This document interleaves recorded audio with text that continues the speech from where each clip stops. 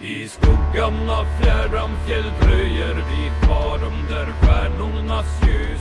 En sång av den kloka, ett eko av forna tider, visdomens straff. När vinden viskar hemligheter, lyssna i träden, sträcker sig upp som gamla gör. The North is a land of legends, a place where gods and men once walked the same paths, where storms carried the whispers of the old world, and where warriors carved their names into history with fire and steel. But beyond the myths, beyond the sagas, who were they? Who were the Norse? They were farmers and warriors, poets and seers, traders and raiders. Their gods did not sit upon golden thrones, distant and untouchable. No, they were present.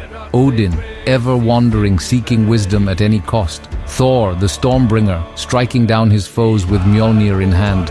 Freyja, the mistress of war and love, gathering the fallen to her hall. The Norse world was one of fate and struggle, where honor was worth more than gold, and the afterlife was not a place of rest, but of feasting and battle. And then came the ships. Long and sleek, with dragon-headed prows, they cut through the seas like wolves through the forest. With them, the Norse reached beyond their fjords and mountains, touching the shores of distant lands, sometimes as traders, sometimes as conquerors. This was the dawn of the Viking Age, an era of exploration, war, and transformation. But their story is more than that. It is a tale of gods and mortals, of myths and history intertwined. It is a tale of survival, of belief, of how a people forged by ice and hardship rose to shape the world. This is that story.